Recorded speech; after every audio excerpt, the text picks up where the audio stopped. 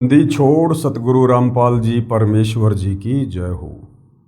परम पिता परमात्मा सारी सृष्टि के रचनहार कुल मालिक असंख्य ब्रह्मांडों के स्वामी जगत गुरु तीनों लोकों में प्रवेश करके सबका धारण पोषण करने वाले राजाधीराज आत्माधार नाथों के नाथ देवों के देव महादेव सर्वेश्वर महेश्वर मृत्युंजय अजरो अमर आदि अनादि सनातनी प्रभु जगत पिता जगदीश्वर श्री श्री 1008 की उपाधि के वास्तविक अधिकारी अकाल मूर्त शब्द स्वरूपी राम वासुदेव सर्वगत अम्बरम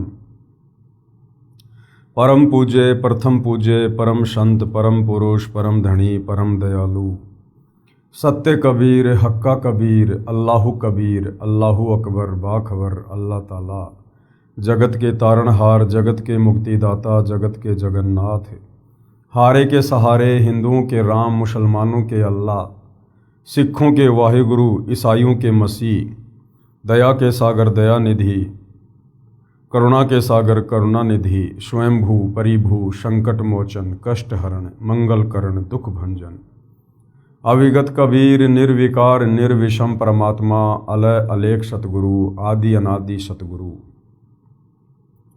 असली मर्यादा पुरुषोत्तम असली राम असली कृष्ण असली घनश्याम असली मुरारी राजाओं के राजा महाराजाओं के महाराजा शहंशाहों के शहंशाह सम्राटों के सम्राट भगवानों के भगवान अल्लाहों के अल्लाह प्रभुओं के प्रभु मसीहाओं के मसीह सच्चे वाहिगुरु बाबाओं के बाबा पीरों के पीर सेठों के सेठ जगत सेठ सावड़सा सेठ सर्वगुण संपन्न अनंत कोटि कलाओं के स्वामी अनंत कोटि ब्रह्मांडों के नायक योगियों में महायोगी ध्यानियों में महाध्यानी सिद्धों में परम सिद्ध ज्ञानियों में तत्व ज्ञानी ब्रह्म ज्ञानी महाज्ञानी परम ज्ञानी सर्वश्रेष्ठ ज्ञानी विज्ञानी युवा कबीर समर्थ कबीर असमवात अमित ओजा सच्चे रहनुमा करीम अल्लाह सुबहान अल्लाह दुनिया के अंतिम पैगंबर 8 सितंबर 1951 से गांव धनाना जिला सोनीपत हरियाणा भारतवर्ष की पावन भूमि पे प्रकट रियल कल की भगवान श्री नारायण साकार हरि श्री बाबा साहेब नूर अनंत परमात्मा सच्चे दरवेश सच्चे बाखबर संत श्रोमणी सतगुरु रामपाल जी परमेश्वर जी के चरण कमल में आप और हम सभी भाई बहनों का अनंत कोटि दंडवत प्रणाम। सत्साई भाई और बहनों, बहुत बड़ी दया बहुत बड़ी मेहर पूज्य गुरुदेव भगवान की परमेश्वर रामपाल जी की, जिनके शुभ आशीर्वाद से विशेष आशीर्वाद से उन्हीं के सत्संगों के संग्रह के ऊपर बनी हुई पवित्र आध्यात्मिक पुस्तक कबीर बड़ा या कृष्ण के ऊपर वीडियो बनाने की श्रृंखला जारी है। इसी श्रृंखला में आज हमारा ये 19वें नंबर का वीडियो है। भाई और बहनों, हिंदू समाज से जुड़े उन तमाम भगत भाई बहनों के लिए जो मोक्ष चाहते हैं, परमात्मा की प्राप्ति करना चाहते हैं, परमेश्वर की सत भक्ति से सर्व आध्यात्मिक लाभ प्राप्त करना चाहते हैं, उन आत्माओं के लिए ये पवित्र पुस्तक कबीर बड़ा या कृष्ण ये किसी वरदान से कम नहीं है। सर्व हिंदू धर्मशास्त्रों के ज्ञान से प्रमाणित ये पवित्र पुस्तक असल में आपको भक्ति और भगवान की परिभाषा से परिचित करवाएगी। जिस परमेश्वर की प्राप्ति के लिए आत्मा युगों युगों से भटक रही है, तड़प रही है, मंदिर मस्जिद चर्च गुरुद्वारों पर्वतों तीर्थों धामों पर भटक रही है, अब इस आत्मा का भटकना पूरी तरह से हमेशा हमेशा के लिए बंद हो जाएगा यदि आपने इस पवित्र पुस्तक को निष्पक्ष भाव से धैर्य के साथ में पूरा पढ़ लिया तो। क्योंकि भाई और बहनों, ये पुस्तक ही वो संजीवनी बूटी है जो हमें इस काल के जाल से, जन्म मरण के रोग से, लक 84 योनियों के कष्ट से, नरक की पीड़ा से बाहर निकाल सकती है। दूसरा कोई विकल्प इस धरती पर नहीं है। हमारे जितने भी नादान धर्मगुरु आचार्य शंकराचार्य हैं या पूर्व में थे, उन्हें शास्त्र अनुकूल साधना के विषय में नहीं पता था, क्योंकि उनको तत्व ज्ञान नहीं था और ना उन्हें कोई तत्वदर्शी संत सतगुरु रूप में प्राप्त था, जिस कारण से वो खुद भी इन धर्मशास्त्रों का निष्कर्ष नहीं निकाल पाए और समाज को भी शास्त्र अनुकूल साधना नहीं दे पाए। अब भाई और बहनों, दया हुई है, मेहर हुई है सारी सृष्टि के मालिक की, उस कबीर देव की, जो स्वयं धरती पर 8 सितंबर 1951 को प्रकट होकर और सन 1994 से अपने इस आध्यात्मिक ज्ञान को जन जन तक पहुंचा रहे हैं, सृष्टि रचना के विषय में बता रहे हैं, इन सर्व देवी देवताओं की वास्तविक स्थिति के विषय में बता रहे हैं कि ये कहाँ तक के भगवान हैं और इनकी भक्ति से आपको कोई लाभ होगा या नहीं होगा, और भक्ति करते करते यदि किसी को थोड़ा बहुत लाभ हो रहा है तो उसका कारण क्या है। तो भाई और बहनों, आज हम इस वीडियो की श्रृंखला में आगे बढ़े उससे पहले आपको पता होना चाहिए कि हमारा जो टॉपिक चल रहा है वो है जनता की अदालत में सवाल जवाब, क्योंकि मामला जनता की अदालत में चल रहा है। जनता की अदालत में जनता खुद ही जज है, क्योंकि जनता पढ़ी लिखी है, शिक्षित है, अपनी आंखों से धर्मशास्त्रों में लिखी बातों को देखकर निर्णय कर सकती है। मुकदमा क्या है, कबीर बड़ा या कृष्ण। श्री कृष्ण उर्फ विष्णु के वकील सर्व हिंदू धर्मगुरु इस बात को लेकर दावा करते हैं कि हमारे हिंदू धर्म ग्रंथों में, वेद, गीता और पुराणों में श्री कृष्ण उर्फ विष्णु को पूर्ण परमात्मा कहा गया है। श्री कृष्ण उर्फ विष्णु ये अविनाशी परमात्मा है, इनका जन्म मरण नहीं होता है, इनके कोई माता पिता नहीं है और इन्हीं की भक्ति से पूर्ण मोक्ष होगा।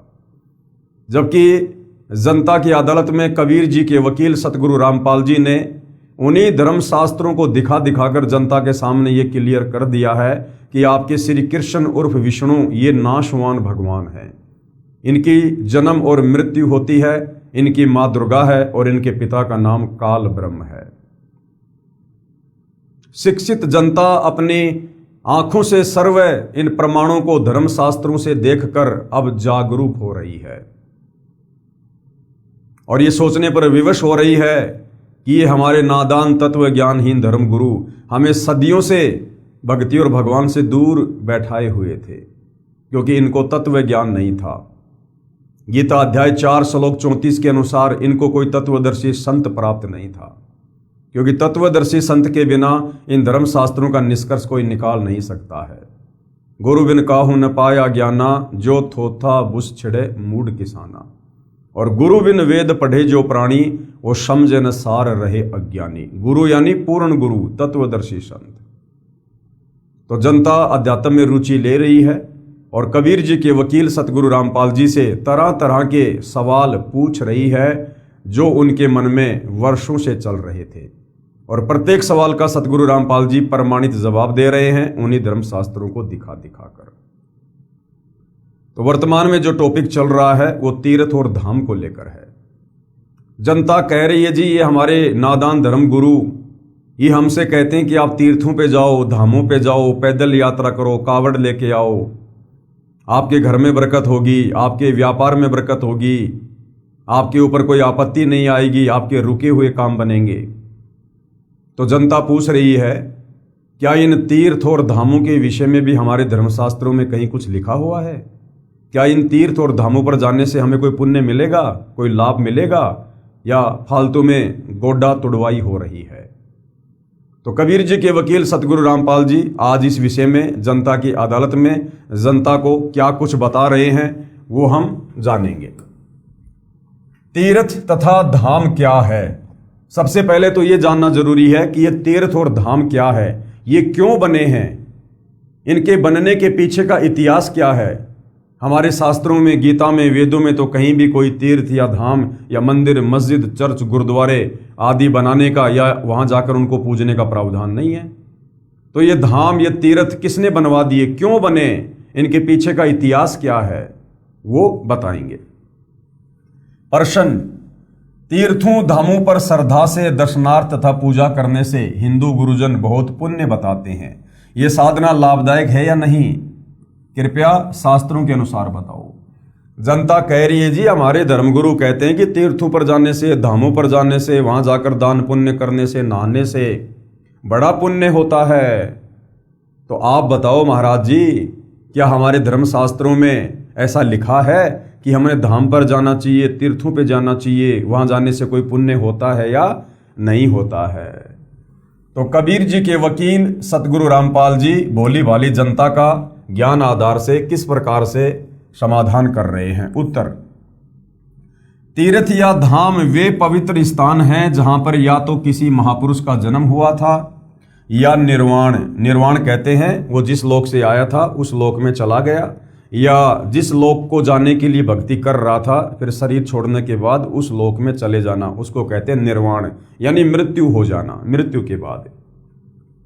तीर्थ या धाम वे पवित्र स्थान हैं जहां पर या तो किसी महापुरुष का जन्म हुआ था या निर्वाण अर्थात मृत्यु हुई थी, परलोकवास हुआ था, या किसी भगत ने साधना की थी, या कोई अन्य ऋषि या देवी देव की कथा से जुड़ी यादगारें हैं। विचार करें, पवित्र तीर्थ तथा पवित्र धाम तो यादगारें हैं कि यहां पर ऐसी घटना घटी थी ताकि उनका प्रमाण बना रहे। उदाहरण दिया है जैसे अमरनाथ धाम है। अब अमरनाथ धाम पर विशेषकर हिंदू समाज से जुड़े श्रद्धालु बहुत संख्या में जाते हैं, लेकिन अमरनाथ धाम क्या है, वो क्यों बना था, वहां जाने से कोई लाभ है या नहीं है, ये किसी हिंदू को नहीं पता है, और नहीं पता है इसीलिए अपने घुटने तुड़वा रहे हैं, और आते जाते समय ना जाने सैकड़ों लोग अकाल मृत्यु को प्राप्त हो जाते हैं। तो सबसे पहले ये जानना जरूरी है कि अमरनाथ धाम क्या है, क्यों बना है। जैसे अमरनाथ धाम है उसकी कथा का सभी हिंदुओं को ज्ञान है कि उस एकांत स्थान पर श्री शिव जी ने अपनी पत्नी पार्वती जी को नाम दीक्षा दी थी, जिसका देवी जी जाप कर रही है, जिस मंत्र की साधना के प्रभाव से उनको अमृतत्व प्राप्त हुआ। वर्तमान में वह एक यादगार के अतिरिक्त कुछ भी नहीं है। वह प्रमाण है कि यहां पर वास्तव में देवी जी को श्री शिव भगवान ने अमर होने का मंत्र दिया था, यानी त्रिलोकीनाथ एक तमोगुण विभाग के मंत्री, इस काललोक के अनुसार भगवान शंकर ने अपनी पत्नी पार्वती को अमर मंत्र दिया था, जिससे पार्वती उस समय तक अमर हो गई, यानी उसकी आयु इतनी लंबी हो गई कि जब तक उसका पति शंकर नहीं मरेगा तब तक उसकी भी मृत्यु नहीं होगी। तो जिस स्थान पर शंकर जी ने अपनी पत्नी पार्वती को मंत्र दिए थे, अमर मंत्र दिए थे, उस स्थान को अमरनाथ कहते हैं। अब भैया ना तो वहां शंकर जी है ना वहां पे पार्वती जी है, और वहां जाने से श्रद्धालुओं को क्या फायदा। जिस प्रकार कोई हलवाई है, उसने भट्ठी बनाई, खीर पूड़ी हलवा बनाया, सभी लोगों के साथ मिलके खाया और अगले दिन वो आगे को चल दिया। अब कोई नादान कहे चलो मैं तुम्हें वो जगह दिखा के लाता हूं जहां पर हलवाई ने खीर बनाई थी, पकोड़े बनाए थे, रायता बनाया था, दलिया बनाया था, और भट्ठी के चारों तरफ चक्कर कटवा कर वापस घर ले आता है। बता क्या मिला उनको? ना वो हलवाई मिला वहां पर जो हलवाई उनको हलवा बनाने की विधि बताए, ना वहां कोई हलवा मिला, ना कोई पूड़ी मिली, केवल भट्ठी मिली और राख मिली। उसको देख कर आने से क्या फायदा। तो वर्तमान में इन तीर्थों पर, इन धामों पर जाने से किसी प्रकार का साधक को कोई लाभ, कोई फायदा नहीं है। वह प्रमाण है कि यहां पर वास्तव में श्री देवी जी को यानी पार्वती जी को श्री शिव भगवान ने अमर होने का मंत्र दिया था। यदि किसी को विश्वास नहीं हो रहा हो तो वहां जाकर देखकर अपना भ्रम मिटा सकता है, इसलिए यादगार बनी है। परंतु कोई ये कहे कि उस स्थान के दर्शन करने तथा वहां दान धर्म करने से मुक्ति मिलेगी या भक्ति लाभ होगा, ऐसा कुछ नहीं है। रही बात दान धर्म करने की, आप कहीं पर भी धर्म का कार्य करो, आपको उसका फल मिलेगा, क्योंकि वह आपको शुभ कर्मों में परमात्मा उसी समय लिख देता है। जैसे कोई व्यक्ति एकांत स्थान पर कोई हत्या या अन्य अपराध करता है तो उसके अशुभ कर्मों में लिखा जाता है, उसका फल अवश्य मिलता है। इसलिए पुण्य का कार्य कहीं पर भी करो, उसका फल तो मिलेगा। पुण्य करने के लिए दूर स्थान यानी तीर्थ पर जाना बुद्धिमता नहीं है। यही प्रश्न एक समय जिंदा साधु के रूप में मथुरा में प्रकट परमेश्वर कबीर जी से एक तीर्थ यात्री श्री धर्मदास सेठ द्वारा किया गया था, जो मथुरा में तीर्थ पर स्नानार्थ तथा दान धर्म करने के लिए अपने गुरु रूपदास वैष्णव के बताए भक्ति कर्म को करने बांधवगढ़ नामक नगर जो मध्य प्रदेश में है वहां से आया था। परमात्मा ने उसे समझाया था कि यहां मथुरा वृंदावन में वर्तमान में श्री कृष्ण जी नहीं हैं, और विचार कर कि जब श्री कृष्ण जी ही इस स्थान को त्याग कर हजारों किलोमीटर दूर द्वारिका में सपरिवार तथा सर्व यादवों को लेकर चले गए थे, तो इस स्थान का महत्व ही क्या रह गया। उस मथुरा से श्री कृष्ण जी द्वापर युग में काल्यावन, शिशुपाल आदि आदि के अत्याचारों से परेशान होकर और द्वारिका चले गए थे अपने सर्व संबंधियों को, रिश्तेदारों को, सबको लेकर। तो जिस स्थान को द्वापर युग में ही दुखी होकर श्री कृष्ण जी ने त्याग दिया था, अब उस मथुरा में जाकर मिट्टी में लौटकर गोवर्धन की परिक्रमा करके या वहां पर तालाब में नहाकर भला हमें क्या मिलेगा। यह तो एक यादगार है कि कभी श्री कृष्ण जी ने कुछ समय यहां बिताया था, कंस, केसी तथा चाणूर अन्यायियों को मारा था। परमात्मा ने कहा कि हे धर्मदास, आप गीता शास्त्र को साथ लिए हो, इसका रोजाना पाठ भी करते हो, इसमें कहीं वर्णन है कि तीर्थ जाया कर अर्जुन बेड़ा पार हो जाएगा? क्या तेरी गीता में कहीं लिखा है कि अर्जुन तू तीर्थ पे जाया कर, धाम पे जाया कर, अमरनाथ जाया कर, जगन्नाथ जाया कर, तेरा बेड़ा पार हो जाएगा? भाई, हम हिंदू गीता जी को सर्वश्रेष्ठ ग्रंथ मानते हैं कि गीता जी में भक्ति और भगवान के विषय में जो बात लिखी वो पूर्ण सत्य है और उसी अनुसार साधना करने से हमारा बेड़ा पार होगा। तो क्या पवित्र गीता जी में ये बातें लिखी हैं तीर्थों पर जाने की, धामों पर जाने की? बिल्कुल भी नहीं लिखी है। गीता अध्याय 4 श्लोक 34 में साफ साफ आदेश है कि अर्जुन, अगर तुझे पूर्ण मोक्ष चाहिए, मुक्ति चाहिए, भक्ति का लाभ चाहिए, परमात्मा प्राप्ति करनी है, तो भाई किसी तत्वदर्शी संत की खोज कर, उस तत्वदर्शी संत के बताए अनुसार भक्ति साधना करने से तेरा बेड़ा पार होगा। अब वो तत्वदर्शी संत कौन है, कैसा है, उसकी क्या पहचान है, इसके लिए गीता अध्याय 15 श्लोक नंबर 1 से 4 में बताया है कि जो उल्टे लटके हुए संसार रूपी वृक्ष के सभी विभागों को वेद विद बता दे, वो तत्वदर्शी संत होगा। तो आज इस पृथ्वी पर वो तत्वदर्शी संत सतगुरु रामपाल जी हैं। यानी सतगुरु रामपाल जी के सत्संग सुनकर, फिर उनसे उपदेश प्राप्त करके और मर्यादा में रहकर भक्ति करने से हमें यहाँ के भी सर्व भौतिक लाभ प्राप्त होंगे और शरीर छोड़ने के बाद हम परम गति को प्राप्त होंगे। हम सचखंड जाएंगे, सतलोक जाएंगे, सदा सदा के लिए काल के जन्म और मरण के झंझट से मुक्त हो जाएंगे। धर्मदास जी ने कहा, नहीं प्रभु, गीता जी में तो ऐसा नहीं लिखा। गीता में कहीं पर भी भगवान का आदेश ऐसा नहीं लिखा है। परमेश्वर जी ने कहा, यानी कबीर परमात्मा ने कहा कि गीता अध्याय 16 श्लोक 23 को पढ़, उसके अनुसार तो ये तीर्थ यात्रा शास्त्र में वर्णित न होने से व्यर्थ है। गीता अध्याय 16 श्लोक 23 कि शास्त्र विधि को त्याग कर जो मनमाना आचरण करते हैं उसको ना कोई लाभ होता है, ना परम गति होती है, ना सिद्धि को प्राप्त होता है। तो ये तीर्थों पर जाना, धामों पर जाना, ये मनमाना आचरण है, हमारे किसी भी धर्मशास्त्र में नहीं लिखा है। यदि आपके तत्व ज्ञानहीन गुरुओं की माने कि तीर्थ पर जाने से पुण्य लगता है, फिर पुण्य तो एक लगा और पाप लगे करोड़ों अरबों खरबों। भाई मान लो अगर नादान गुरु कह रहे हैं कि तीर्थों पर जाओ, धाम पर जाओ, पैदल यात्रा करो, सैकड़ों किलोमीटर तुम्हें पुण्य मिलेंगे, तो उस तीर्थ पर जाने का पुण्य तो हुआ एक, लेकिन वहां तक जाने में आपने अरबों खरबों जीव मार दिए अपनी गाड़ी के पहियों के नीचे, अपने पैरों के नीचे।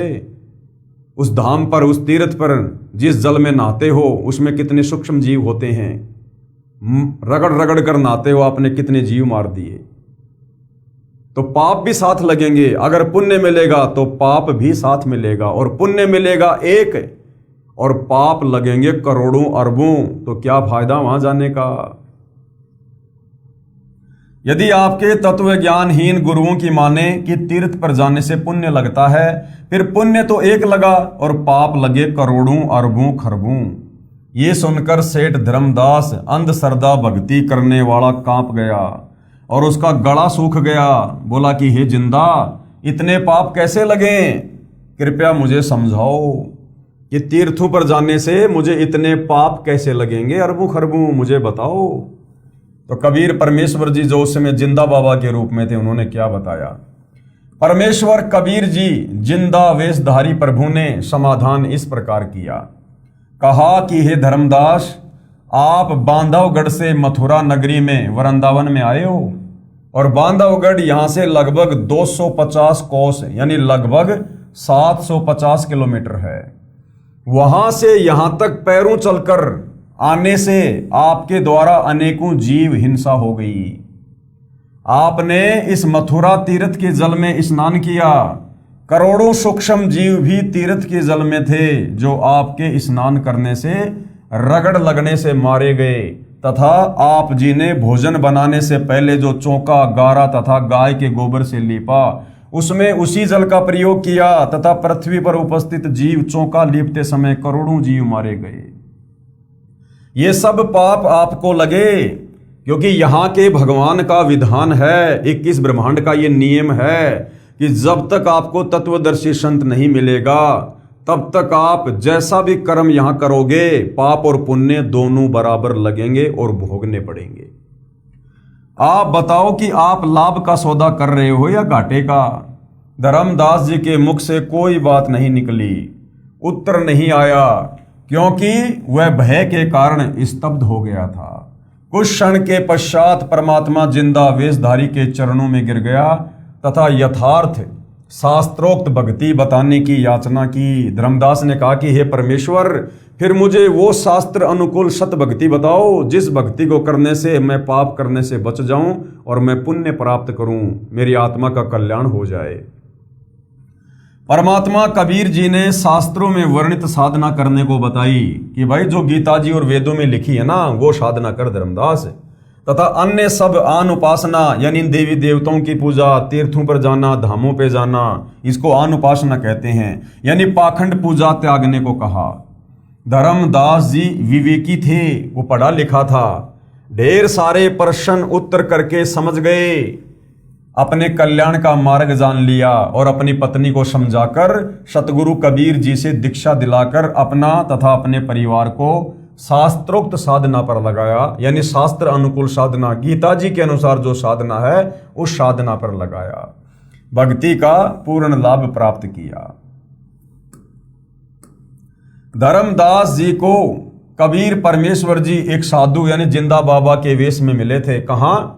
जब धर्मदास जी बांधवगढ़ से मथुरा गए हुए थे तो वहां कबीर परमात्मा मुसलमान धर्म में जो जिंदा बाबा होते हैं उस वेशभूषा में मिले थे, जो तीर्थों पर भ्रमण कर रहा था तथा सब देवी देवताओं की पूजा किया करता था। कौन? धर्मदास।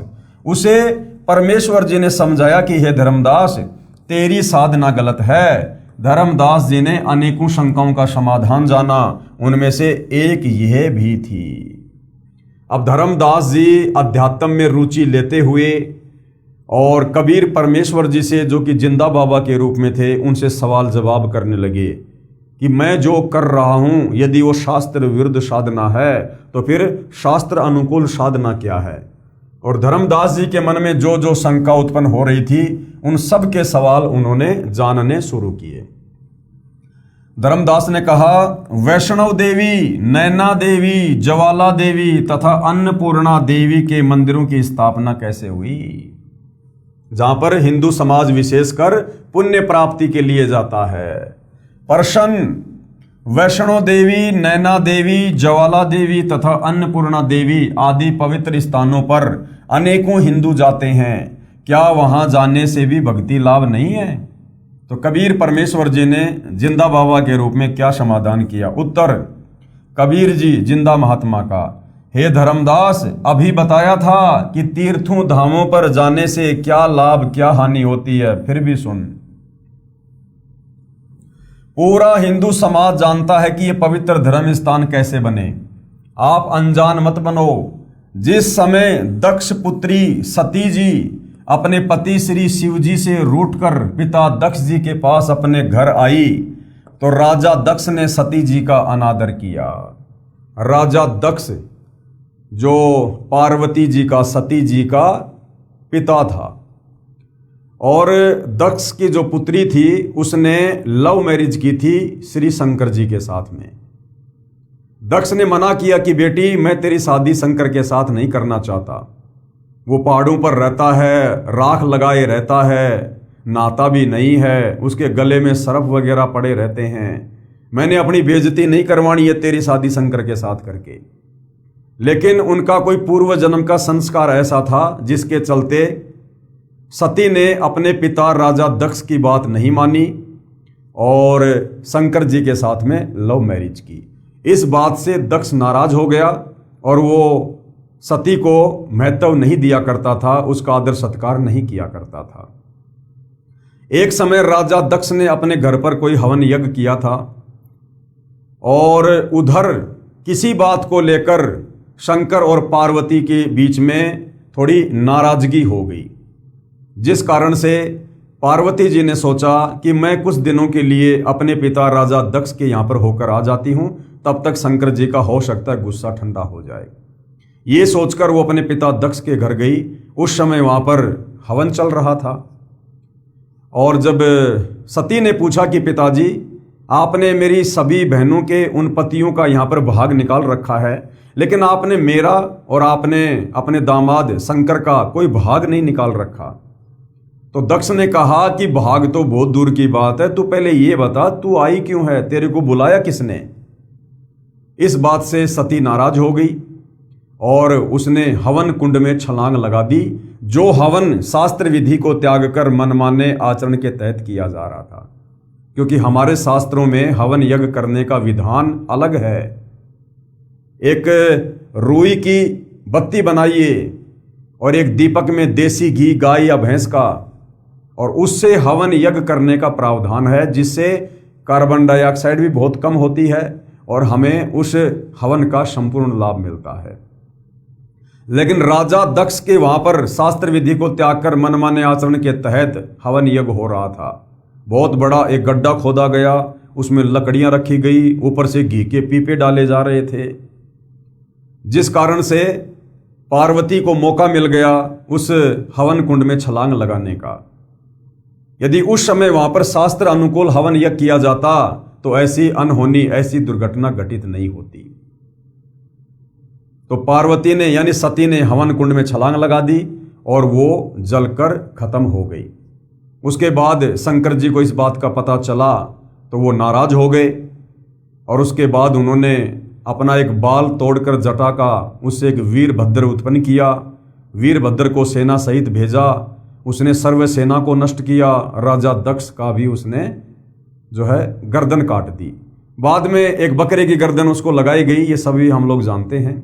तो कहने का मतलब है जब भगवान शंकर को इस बात का पता चला तो वो यज्ञ स्थल पर आए और सती का जो अध जला शरीर था, केवल कंकाल कंकाल शेष रह गया था, उसको अपने सीने से लगाकर 10,000 वर्ष तक पागलों की तरह भटकते रहे मोह माया में। अंत में कबीर परमेश्वर जी ने श्री विष्णु जी का रूप बनाकर और उस कंकाल के अपने सुदर्शन चक्र से उसके टुकड़े किए और जहां जहां उस कंकाल के टुकड़े गिरे, जिस जिस अंग के, उस आधार से वहां पर इन तीर्थों की स्थापना हुई। पूरा हिंदू समाज जानता है कि ये पवित्र धर्म स्थान कैसे बने। आप अनजान मत बनो। जिस समय दक्ष पुत्री सती जी अपने पति श्री शिव जी से रूठकर पिता दक्ष जी के पास अपने घर आई, राजा दक्ष ने सती जी का अनादर किया। राजा दक्ष उस समय यज्ञ कर रहे थे, बहुत बड़े हवन कुंड में हवन चल रहा था। सती जी अपने पिता की बातों का दुख मानकर हवन कुंड की अग्नि में गिरकर जल मरी। भगवान शिव को पता चला तो उन्होंने उसके बचे हुए नर कंकाल को उठाया तथा पत्नी के वियोग में उसे उठाए फिरते रहे। पत्नी के मोहवश महादुखी थे। आपके पुराण में लिखा है कि 10,000 वर्षों तक सती पार्वती जी के कंकाल को लिए घूमते रहे। फिर श्री विष्णु जी ने सुदर्शन चक्र से, यानी विष्णु रूप में कबीर परमेश्वर जी ने सुदर्शन चक्र से उस कंकाल यानी अस्थि पिंजर के टुकड़े टुकड़े कर दिए। उस समय श्री शिव जी का मोह भंग हुआ। सती जी के शरीर के भाग कहीं कहीं गिरे। कहाँ कहाँ गिरे और कौन कौन से धाम बन गए? फिर वैष्णो देवी मंदिर की स्थापना, जहां पर देवी जी का धड़ वाला भाग गिरा, वहां पर यादगार बनाए रखने के लिए श्रद्धालुओं ने धड़ को श्रद्धा के साथ पृथ्वी में दफना कर उसके ऊपर एक छोटी सी मंदिर नुमा यादगार बना दी। बाद में समय अनुसार इसका विस्तार होता रहा, यानी बहुत बड़ा मंदिर फिर वहां लोगों ने बना दिया। इस यादगार को देखने और वहां पर पूजा करने जाने से कोई पुण्य नहीं है। अब बताओ, वो तो सती का धड़ है, धड़, वो जो कंकाल था जो सुदर्शन चक्र से जिसके टुकड़े किए गए थे, तो जहां पर सती जी का वो धड़ गिरा था वो जगह यादगार के रूप में बनाए रखने के लिए कि भाई ऐसी ऐसी घटना घटी थी, लोग कल को इन बातों को झूठा ना समझें, तो वो यादगार बनाए रखने के लिए वहां पर किसी ने मंदिर बना दिया।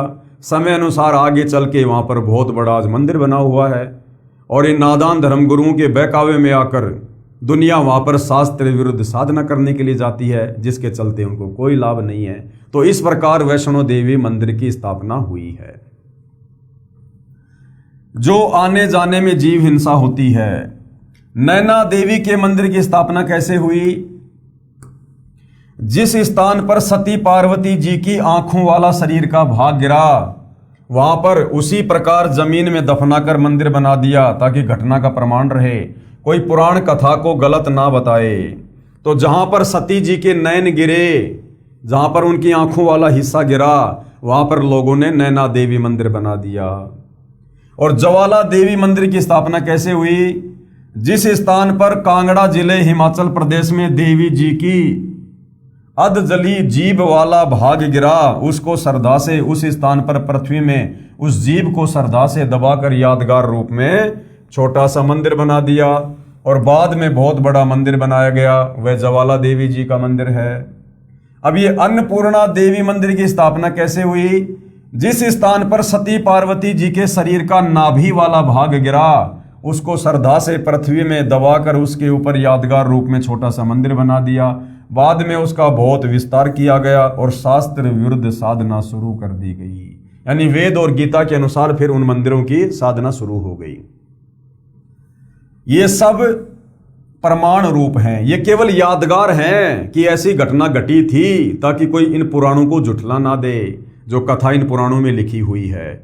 परंतु वहां जाने का, दान पुण्य करने का, नहाने धोने का किसी प्रकार का कोई लाभ नहीं है सिवाय पाप कमाने के। अब गुरुदेव क्या कह रहे हैं? विचार करो, ऐसे स्थानों पर भक्ति व पूजा तथा पुण्य प्राप्त करने के लिए जाना शास्त्र विरुद्ध होने से हानिकारक है, इसलिए ये व्यर्थ है। अब वहां आने जाने में प्रतिवर्ष सैकड़ों की संख्या में श्रद्धालु अकाल मृत्यु को प्राप्त हो जाते हैं। अगर वहां पर भगवान बैठा है, परमात्मा बैठा है, तो क्या परमात्मा को पता ही नहीं कि मेरा भगत क्यों आ रहा है? फिर क्यों वहां पर लैंडस्लाइड हो जाता है, हजारों लोग मर जाते हैं नीचे दबकर, भयंकर बारिश में लोग बह जाते हैं, रोड एक्सीडेंट में सैकड़ों श्रद्धालु ट्रकों के नीचे कुचल कुचल के मरते हैं? क्योंकि ये शास्त्र विरुद्ध साधना है, पाखंड पूजा है, और इस पूजा के चलते ये देवी देवता भी प्रसन्न नहीं होते हैं। यदि किसी को पुराणों में लिखी घटना पर विश्वास ना हो तो देखने जाओ तो जाओ, लेकिन पुण्य के स्थान पर जीव हिंसा का पाप ही प्राप्त होगा। जो आने जाने के दौरान पैरों या गाड़ी घोड़ों के नीचे दबकर मरेंगे। इसी प्रकार अन्य दर्शनीय स्थलों आदि जैसे बद्रीनाथ, केदारनाथ, जगन्नाथपुरी, द्वारकापुरी आदि आदि पर किसी आध्यात्मिक लाभ के लिए जाना अंधश्रद्धा भक्ति के अतिरिक्त कुछ भी नहीं है। ये वृंदावन है, मथुरा है, ये जितने भी धाम हैं, तीर्थ हैं, मंदिर हैं, इनमें जाने के लिए हमारे किसी भी धर्म ग्रंथ में कोई आदेश नहीं है और ना इस प्रकार की पाखंड पूजा का कहीं कोई प्रावधान है। केदारनाथ मंदिर भारत में तथा पशुपति मंदिर नेपाल में कैसे बना? देखिएगा भाइयों और बहनों, केदारनाथ मंदिर भारत में तथा पशुपति मंदिर नेपाल में कैसे बना? जब तक भाइयों और बहनों हमें इन धाम और तीर्थों की स्थापना के विषय में जानकारी नहीं होगी तो भला हम इस पाखंड पूजा से, शास्त्र विरुद्ध साधना से पीछे कैसे हटेंगे? केदार का अर्थ होता है दलदल। देखिएगा, महाभारत में कथा है कि पांचों पांडव युधिष्ठिर, अर्जुन, भीम, नकुल और सहदेव जीवन के अंतिम समय में हिमालय पर्वत पर तप कर रहे थे, जबकि तप करने का हमारी गीता जी में किसी प्रकार का कोई प्रावधान नहीं है। बहुत सारे भाई बहन कह देते हैं कि गीता जी का ज्ञान श्री कृष्ण जी ने दिया, जबकि गीता जी में तो तप करने वालों को, ये खुद गीता ज्ञानदाता कह रहा है कि मैं उनको बहुत ही नीच योनियों में ठोकूंगा, उनको सीधा नरक में ठोकूंगा जो तप करते हैं। और श्री कृष्ण जी ने खुद पांचों पांडवों को जीवन के अंतिम समय में हिमालय में जाकर तप करके शरीर को नष्ट करने का आदेश दिया। अगर गीता जी का ज्ञान श्री कृष्ण जी ने बोला होता तो फिर ये दोगली बातें कैसे? गीता जी में तो तप करने वालों को मूर्ख कहा है और उधर खुद श्री कृष्ण जी पांचों पांडवों को तप करने का आदेश दे रहे हैं। तो गीता जी का ज्ञान श्री कृष्ण जी ने नहीं, बल्कि श्री कृष्ण जी के शरीर में प्रेत की भांति प्रवेश करके इस काल ब्रह्म ने बोला था। महाभारत में कथा है कि पांचों पांडव युधिष्ठिर, अर्जुन, भीम, नकुल व सहदेव जीवन के अंतिम समय में हिमालय पर्वत पर तप कर रहे थे।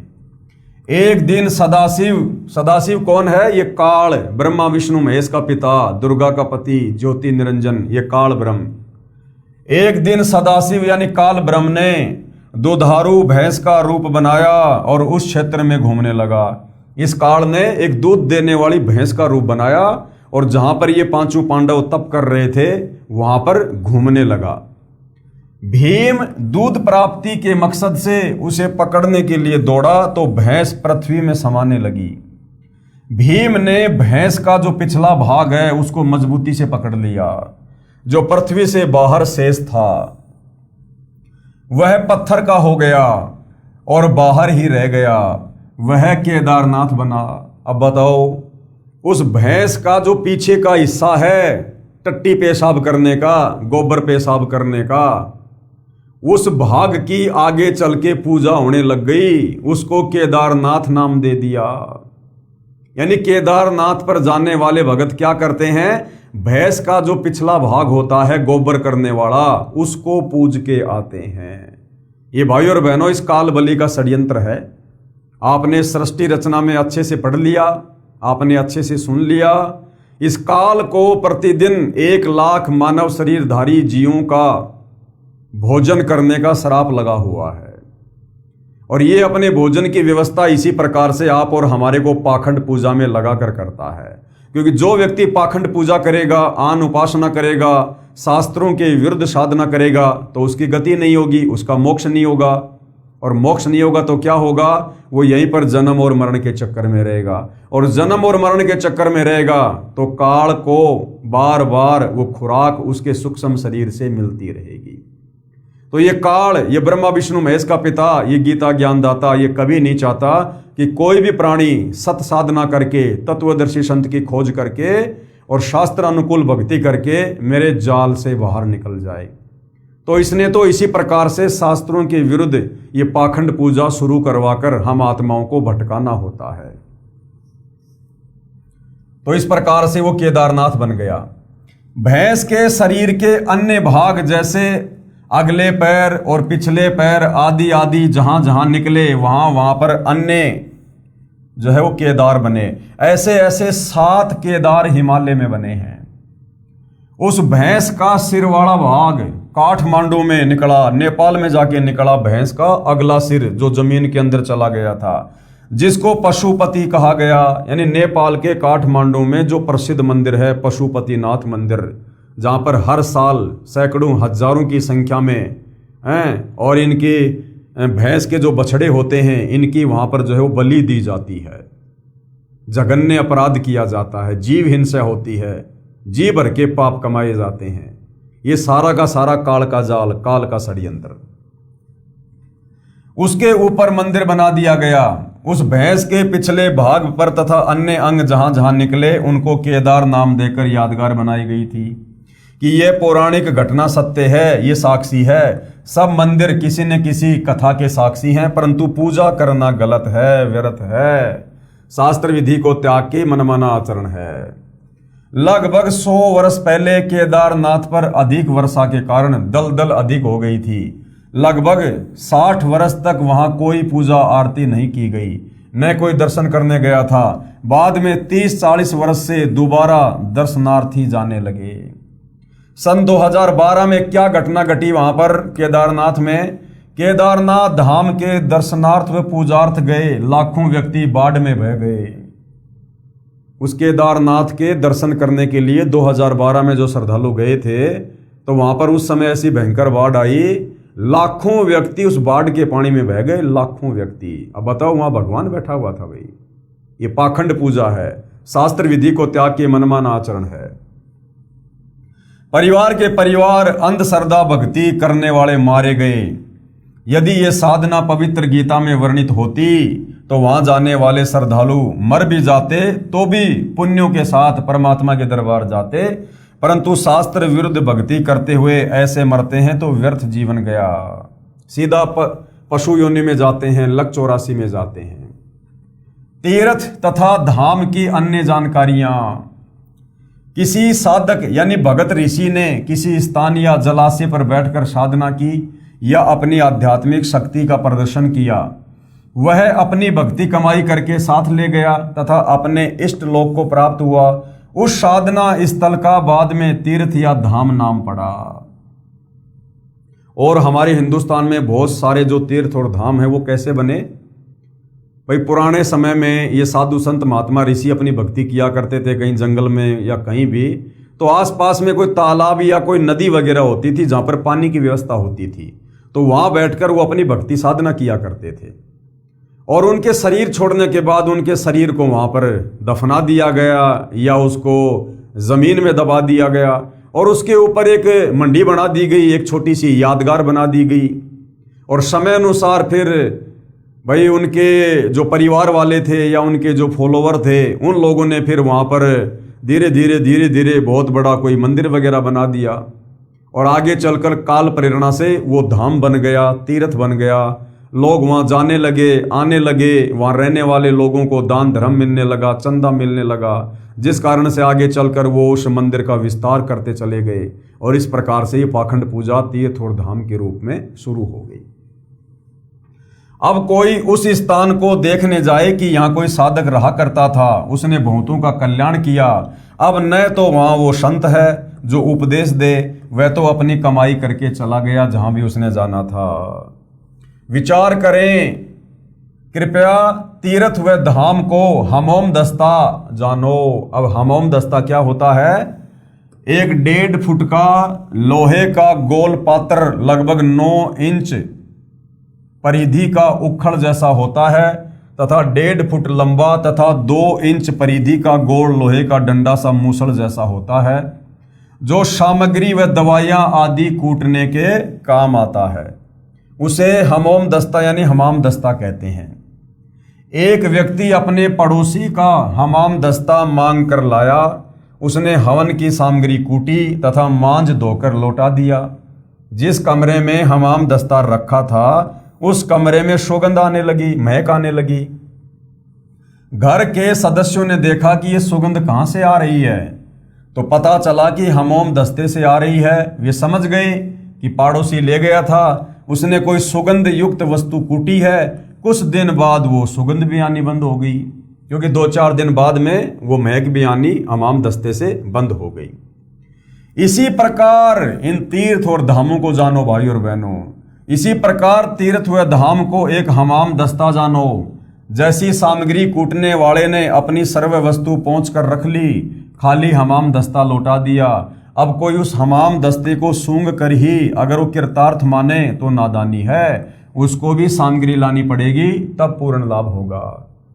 अब जो भी साधु था, संत था, ऋषि था, भगत था, जिसने उस जगह पर बैठकर अपनी भक्ति साधना जैसी भी की, उसने वो मरने के बाद अपनी भक्ति साधना लेके वो तो अपने इष्ट धाम को चला गया। अब वहां पर क्या है? खाली वो महक है, सुगंध है, और वो भी कुछ दिनों के बाद आनी बंद हो जाती है। बाद में तो दुनिया केवल अपने पैर तुड़वाने के लिए जाती है और वहां जाने का लाभ कुछ नहीं। उसको भी सामग्री लानी पड़ेगी, तब पूर्ण लाभ होगा। यदि कोई वास्तव में तीर्थ पर जाने का लाभ प्राप्त करना चाहता है तो भैया उस व्यक्ति ने भी वैसी भक्ति साधना करनी पड़ेगी जैसी वो किया करता था, गुरु बनाकर। तब जाकर लाभ होगा, खाली उस जगह को देख कर आने से लाभ नहीं होगा। ठीक इसी प्रकार किसी धाम व तीर्थ पर रहने वाला पवित्र आत्मा तो राम नाम की सामग्री कूटकर झाड़ पहुंचकर, यानी जैसी भक्ति वो करता था अपनी भक्ति कमाई साथ लेकर सर्व भक्ति साधना की कमाई को साथ ले गया। बाद में अनजान श्रद्धालु उस स्थान पर जाने मात्र से कल्याण समझें तो उनके मार्गदर्शकों यानी गुरुओं की शास्त्र विधि रहित बताई साधना का ही परिणाम है। उस महान आत्मा संत की तरह प्रभु साधना करने से ही कल्याण संभव है। जैसी भक्ति साधना वो व्यक्ति पहले बैठकर वहां पर किया करता था, जिसके शरीर छोड़ने के बाद वो जगह धाम बन गई, भाई आप लोगों ने भी वैसी भक्ति साधना किसी परम संत को ढूंढकर उसकी शरण में जाकर उनके बताए अनुसार भक्ति साधना करनी पड़ेगी, तब तो लाभ है, बाकी वो जगह देखने से कोई लाभ नहीं है। उस महान आत्मा संत की तरह प्रभु साधना करने से ही कल्याण संभव है। उसके लिए तत्वदर्शी संत की खोज करके उससे उपदेश लेकर आजीवन भक्ति करके मोक्ष प्राप्त करना चाहिए। और तत्वदर्शी संत वर्तमान में धरती पर सतगुरु रामपाल जी हैं, क्योंकि एक समय में पूरी पृथ्वी पर एक ही तत्वदर्शी संत होता है और वो तत्वदर्शी संत स्वयं कबीर परमात्मा होता है। क्योंकि कबीर परमेश्वर के अलावा इस काल के लोक में, इस काल के लोक से बाहर निकलने की साधना किसी और के पास नहीं होती है। शास्त्र विधि अनुकूल सत साधना मुझ दास यानी सतगुरु रामपाल जी अपने लिए कह रहे हैं कि वर्तमान में मेरे पास उपलब्ध है, निःशुल्क प्राप्त करो, कोई चार्ज कोई पैसा नहीं है। नाम दीक्षा प्राप्त करो और अपनी आत्मा का कल्याण करवाओ। अब आगे क्या समझाया जा रहा है भाई और बहनों धर्मदास जी को कबीर परमेश्वर जी के द्वारा? तीर्थ स्थापना के प्रमाण। शुक्र तीर्थ कैसे बना? हिंदू समाज विशेषकर जिन तीर्थों पर जाता है उनमें एक तीर्थ है शुक्र तीर्थ। अब ये शुक्र तीर्थ कैसे बना, इसके बनने का इतिहास क्या है, जाने से पहले ये जान लेना आवश्यक है। श्री ब्रह्म पुराण के लेखक कृष्ण देवपायन अर्थात व्यास जी प्रकाशक Gita Press Gorakhpur page number 167-168 पर भृगु ऋषि का पुत्र कवि अर्थात शुक्र ने गौतमी नदी के उत्तर तट पर जहां भगवान महेश्वर की आराधना करके विद्या पाई थी वह स्थान शुक्र तीर्थ कहलाता है।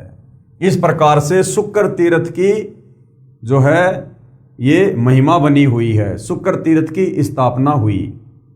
अब बताओ, भृगु ऋषि का बेटा अपनी भक्ति साधना करके शरीर छोड़ के जहां तक कि उसने साधना की वहां चला गया।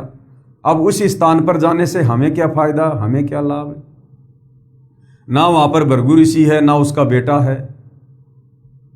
अब जैसे एक बहुत बड़ी कोई स्कूल है, बच्चे वहां जाते हैं, पढ़ाई पढ़ते हैं, अच्छी नौकरी लगते हैं और किसी कारण से वो स्कूल बंद हो गया, खंडहर बन गया।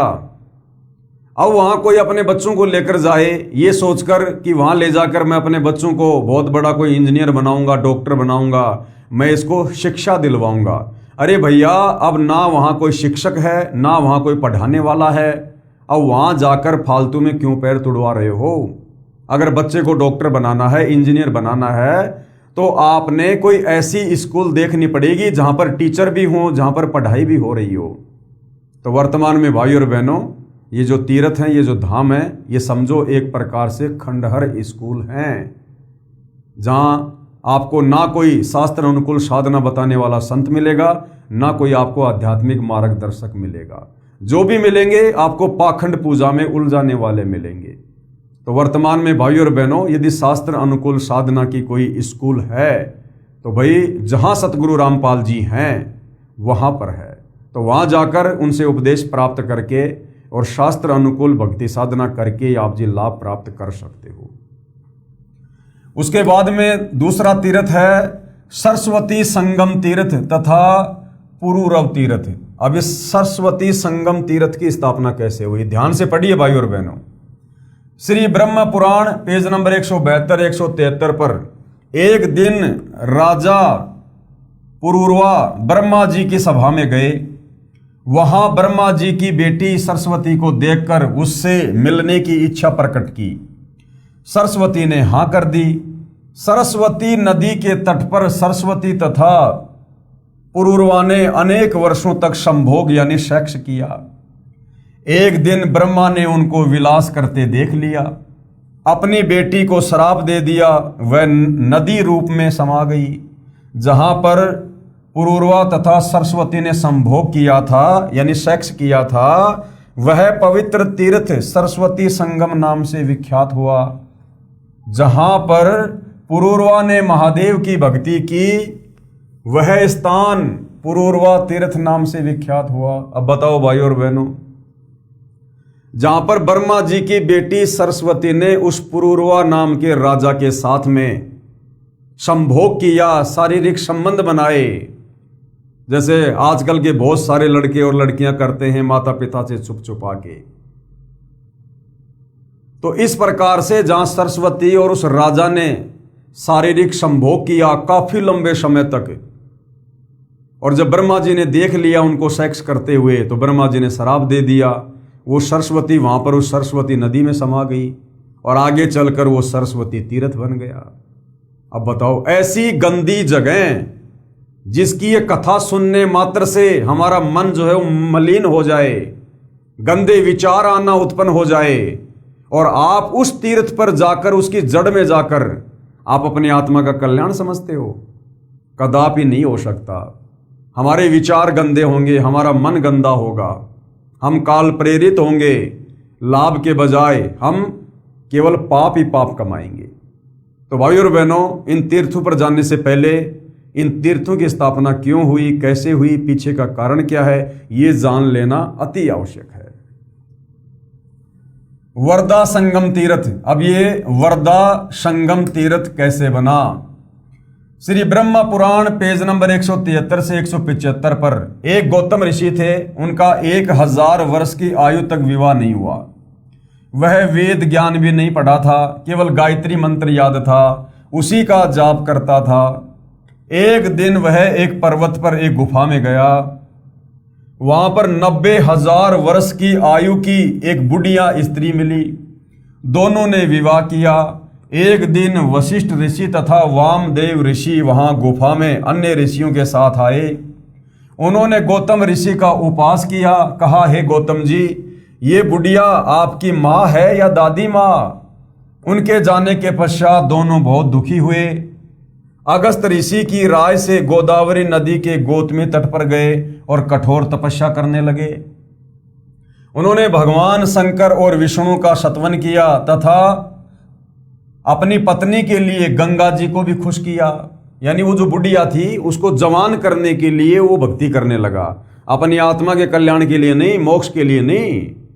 उसकी बुढ़िया को जवान करने के लिए वो वहां पर तप करने लगा, भक्ति करने लगा। गंगा ने उसके तप से प्रसन्न होकर कहा, ब्राह्मण, आप मंत्र पढ़ते हुए मेरे जल से अपनी पत्नी का अभिषेक करो, इससे वह रूपवती हो जाएगी। गंगा जी के आदेश से दोनों ने एक दूसरे के लिए ऐसा ही किया। दोनों पति पत्नी सुंदर रूप वाले हो गए। वह जल जो मंत्रों का था उससे वरदा नाम नदी बह चली। उसी स्थान पर गौतम ऋषि ने उस वरदा के साथ जो युवती हो गई थी मन भरकर संभोग किया। अब बताओ, वो 90 साल की बुढ़िया जो जवान हो गई थी, उसके बाद फिर काफी लंबे समय तक उसके साथ जी भरकर संभोग किया और आगे चल के वो वरदा तीर्थ बन गया। अब बताओ भाई और बहनों, इन कथाओं को सुनने मात्र से दिल में हलचल शुरू हो जाती है, कामदेव दौड़ने लग जाते हैं। और सोचिए, जो व्यक्ति वहां जाकर नहाकर आएगा, दर्शन करके आएगा, उसको क्या लाभ मिलेगा?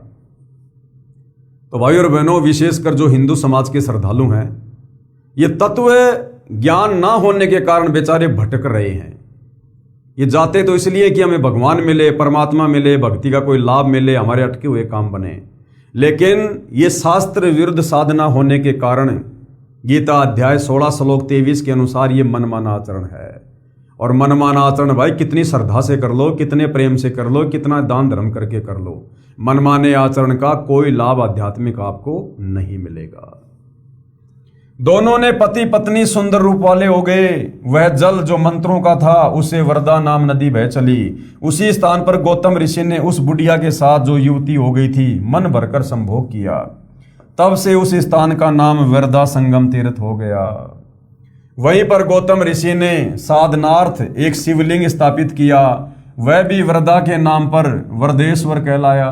उस वरदा संगम तीर्थ की कथा सब पापों का नाश करने वाली है। अब बताओ, ये पापों का नाश करेगी वो कथा? पुराणों में लिखा है कि वो जो कथा है ना, वो पापों का नाश कर देगी। अब बताओ, ये कथा कोई सुनेगा तो इससे पापों का नाश होगा या पाप कर्म और बढ़ेंगे हमारे? अरे तो कामसूत्र की कथा है, ये सेक्स की कथा, ये विषय वासनाओं की कथा अगर आप किसी को सुनाओगे तो क्या होगा?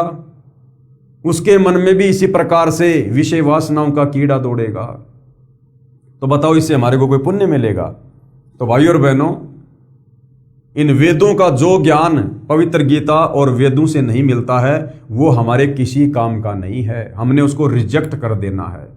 और ये तीर्थ और धाम ये केवल यादगारें हैं। यहाँ जाने से, नहाने से, वहाँ जाकर कथा सुनने से, दान धर्म करने से हमें लाभ के बजाय पाप ही मिलेंगे। वहाँ किया हुआ स्नान दान सब मनोरथों को सिद्ध करने वाला है। आगे नंबर 4, अश्व तीर्थ अर्थात भानु तीर्थ तथा पंचवटी आश्रम की स्थापना।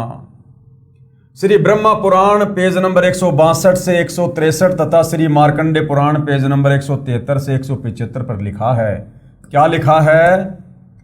महर्षि कश्यप के बड़े पुत्र आदित्य यानी सूर्य हैं, उनकी पत्नी का नाम उषा है। मार्कंडे पुराण में सूर्य की पत्नी का नाम संज्ञा लिखा है, जो महर्षि विश्वकर्मा की बेटी है। सूर्य पत्नी यानी उषा अपने पति सूर्य के तेज को सहन न कर सकने के कारण दुखी रहती थी। एक दिन अपनी सिद्धि शक्ति से अन्य स्त्री अपनी ही स्वरूप की उत्पन्न की। उसे कहा, आप मेरे पति की पत्नी बनकर रहो, तेरी तथा मेरी शकल समान है। आप ये भेद मेरी संतान तथा पति को भी मत बताना। ये कहकर संज्ञा अर्थात उषा तप करने के मकसद से उत्तर कुरुक्षेत्र में चली गई। वहां घोड़ी का रूप धारण करके तपस्या करने लगी। भेद खुलने पर यानी सूर्य देव को सारी राम कहानी का पता चल गया। भेद खुलने पर सूर्य भी घोड़े का रूप धारण करके वहां गया जहां पर संज्ञा घोड़ी रूप में तपस्या कर रही थी। अब भाइयों और बहनों, इन कथाओं को सुनने से भी आप और हम पाप के भागी होते हैं। कौन सी कथाओं को? यदि इन पुराणों से इन कथाओं को हम सुनेंगे तो। लेकिन वर्तमान में हम तत्वदर्शी संत की शरण में हैं और ये कथाएं केवल लोगों को जागरूक करने की दृष्टि से समझाई जा रही है, इसलिए हम पाप के भागी नहीं बनेंगे। अन्यथा यदि कोई इन कथाओं को वैसे सुनेगा तत्वदर्शी संत की शरण के अभाव में, तो वो पुण्य के बजाय पाप का भागी बनेगा। घोड़े रूप में सूर्य ने घोड़ी रूप धारी संज्ञा से संभोग करना चाहा। उषा यानी संज्ञा घोड़ी रूप में वहां से भागकर गौतमी नदी के तट पर आई। घोड़ा रूपधारी सूर्य ने भी पीछा किया। अभी हमारे देवी देवता भी देख लो भाई और बहनों, विषय वासनाओं के पीछे किस प्रकार से ये पड़े हुए हैं। इस काल ने 21 ब्रह्मांड में सबको ये रोग लगा रखा है, सबको। वहां आकर घोड़ी रूप में अपने पतिव्रत धर्म की रक्षा के लिए घोड़ा रूपधारी अपने पति को न पहचान कर उसकी ओर अपना पिछला भाग ना करके मुख की ओर से ही सामना किया। दोनों की नासिका मिली। सूर्य वासना के वेग को रोक नहीं सके तथा घोड़ी रूपधारी उषा के मुख और ही संभोग करने के मकसद से प्रयत्न किया। अब बताओ, ये हमारे सूर्य देव हैं जिनको ये हमारे धर्मगुरु सुबह सुबह जल का लोटा लेके और जो है जल चढ़ाते हैं। ये सूर्य देव के कारनामे हैं, ये सूर्य देव का चरित्र है। ये विषय वासनाओं के किस प्रकार से वो कीड़े हैं देख लो भाई और बहनों। तत्वदर्शी संत की शरण के अभाव में जीव की क्या दुर्गति होती है। नासिका द्वारा वीर्य प्रवेश से घोड़ी रूपधारी उषा के मुख से 2 पुत्र अश्वनी कुमार नासत्य तथा दशर उत्पन्न हुए तथा शेष वीर्य जमीन पर गिरने से रेवंत नामक पुत्र उत्पन्न हुआ। वह स्थान अश्व तीर्थ, भानु तीर्थ तथा पंचवटी आश्रम नाम से विख्यात हुआ। अब बताओ, इस प्रकार से वो अश्व तीर्थ बना हुआ है जहाँ पर ये भोले श्रद्धालु जाकर और ये परमात्मा प्राप्ति समझते हैं। उसी स्थान पर सूर्य की बेटियों का अरुणा तथा वरुणा नामक नदियों के रूप में समागम हुआ। उसमें भिन्न भिन्न देवताओं और तीर्थों का अलग अलग समागम हुआ।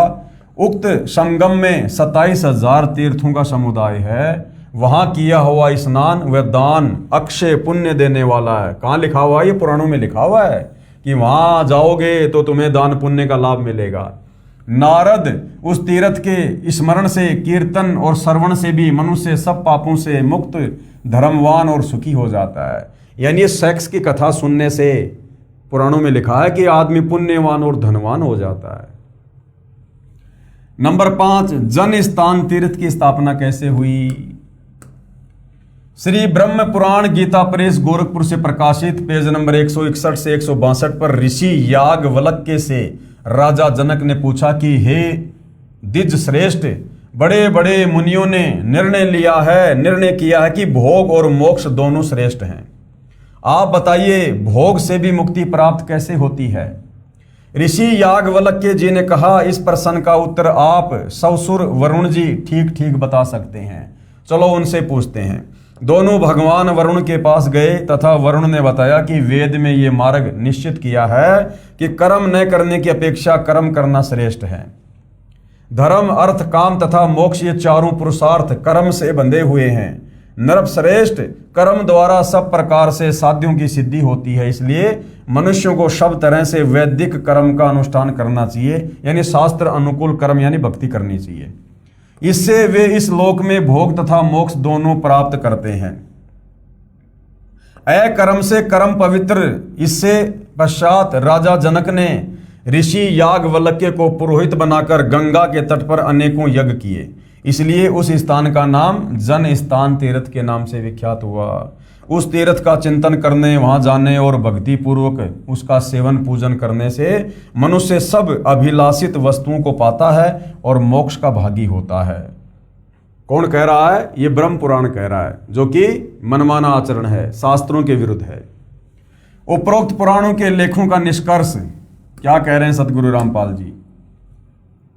प्रमाण संख्या 1 में कहा है कि भृगु ऋषि के पुत्र शुक्र ने गौतमी नदी के उत्तर तट पर साधना की थी, जिस कारण से वह स्थान शुक्र तीर्थ नाम से विख्यात हुआ। यदि कोई उस शुक्र तीर्थ में केवल स्नान व वहां पर बैठे कामचोर व्यक्तियों को दान करने से ही मोक्ष मानता है, वो ज्ञानहीन व्यक्ति है। परमात्मा की साधना जैसे शुक्राचार्य ने की थी, वैसी साधना किसी भी स्थान पर कोई साधक करेगा तो शुक्राचार्य को जो लाभ हुआ था वह प्राप्त होगा। यह स्थिति प्रमाण संख्या 5 की समझें कि गंगा के तट पर जिस स्थान पर राजा जनक ने अनेकों अश्वमेध यज्ञ किए, एक अश्वमेध यज्ञ में करोड़ों रुपए, वर्तमान में अरबों रुपए खर्च हुए थे, तब राजा जनक को स्वर्ग प्राप्ति हुई थी। यदि कोई अज्ञानी कहे कि उस जन स्थान तीर्थ पर जाने व स्नान करने से तथा वहां उपस्थित शराब, तंबाकू व मांस सेवन करने वाले व्यक्तियों को दान करने से राजा जनक वाला लाभ मिलेगा, क्या ये बात न्याय संगत है? इतना कुछ करने के पश्चात भी राजा जनक मुक्त नहीं हो सका, यानी उसका भी पूर्ण मोक्ष नहीं हुआ। वही आत्मा कलयुग में संत नानक जी के रूप में श्री कालूराम मेहता के घर पर जन्मा। फिर पूर्ण परमात्मा की भक्ति पूर्ण गुरु कबीर परमेश्वर से नाम प्राप्त करके की, तब मोक्ष प्राप्त हुआ।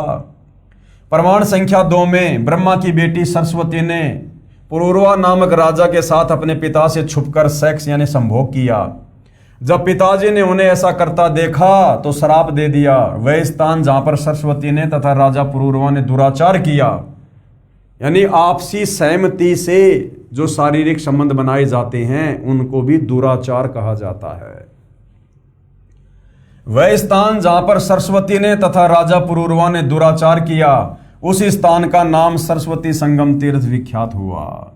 अब गुरुदेव कह रहे हैं, विचार करो नादानो, क्या ऐसे स्थान पर जाने व स्नान करने से कोई लाभ हो सकता है?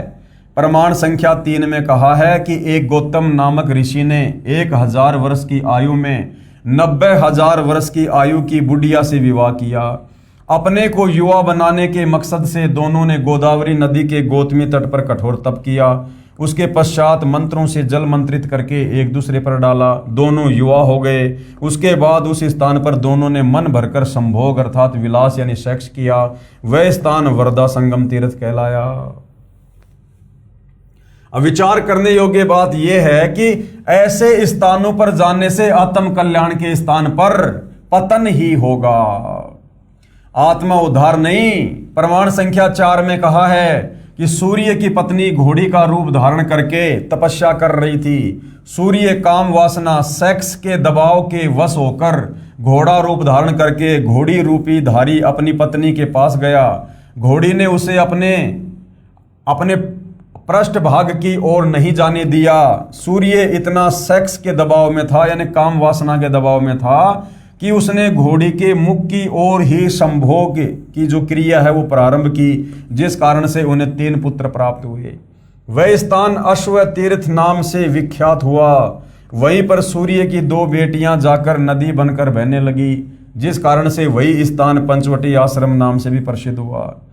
उसी स्थान को भानु तीर्थ भी कहा जाता है। इस तीर्थ का लाभ लिखा है कि इसके सुमरण से तथा कीर्तन करने से तथा इसकी कथा सुनने से सब पापों से मुक्त होकर धर्मवान और सुखी होता है। विचार करो पुण्य आत्माओं, क्या ऐसी कथाओं को सुनने तथा ऐसे स्थान पर जाने से आत्म कल्याण संभव है? इसलिए शास्त्रों यानी 5 वेदों में और गीता जी के अनुसार भक्ति करने से सर्व पापों से मुक्त होकर पूर्ण मोक्ष संभव है। इन तीर्थों पर जाने से, इन कथाओं को सुनने से और ये शास्त्र विरुद्ध साधना को करने के चलते हमें किसी प्रकार का कोई भी आध्यात्मिक लाभ प्राप्त नहीं हो सकता। ये सारी की सारी काल साधना है, पाखंड साधना है, आन उपासना है, जो गीता जी में वर्जित है, जिस कारण से ये मनमाना आचरण है। अब जगन्नाथपुरी धाम की स्थापना कैसे हुई? जिस जगन्नाथ मंदिर में हिंदू श्रद्धालु जाते हैं भक्ति भाव के लिए, कुछ लाभ प्राप्त करने के लिए, जहाँ पर दान धर्म देकर आते हैं, क्या जगन्नाथपुरी मंदिर की स्थापना के विषय में हिंदुओं को पता है? क्या जगन्नाथपुरी मंदिर में जाने का, वहाँ जाकर भक्ति पूजा करने का, दान धर्म करने का पवित्र गीता जी में या वेदों में कहीं कोई प्रमाण है? या जगन्नाथपुरी मंदिर में जो भक्ति साधना वर्तमान में हो रही है वो भी एक प्रकार से पाखंड पूजा है, शास्त्रों के विरुद्ध साधना है। तो इस पर प्रकाश डाला जा रहा है। जगन्नाथपुरी धाम की स्थापना कैसे हुई? श्री कृष्ण जी को एक बालिया नामक शिकारी ने विषाक्त यानी जहरीला तीर मारा था। श्री कृष्ण जी मृत्यु के निकट थे। उसी समय उनके रिश्तेदार तथा भगत 5 पांडव पहुंच गए। तब श्री कृष्ण जी ने उनसे कहा था कि तुम मेरा अंतिम संस्कार करके उस शेष बची अस्थि युक्त भस्म को यानी राख को एक लकड़ी का छोटा संदूक यानी बॉक्स में बंद करके समुद्र में छोड़ देना। समुद्र में जल प्रवेश न हो सके ऐसा वाटरप्रूफ बनवाना। पांडवों ने वैसा ही किया। वह संदूक डिब्बा लहरों द्वारा गति पाकर बहता बहता उड़ीसा प्रांत में समुद्र के उस किनारे के निकट आ गया जिस स्थान पर वर्तमान में श्री जगन्नाथ जी का मंदिर बना है। फिर क्या हुआ? एक समय उड़ीसा प्रांत में इंद्रदमन नाम का राजा था।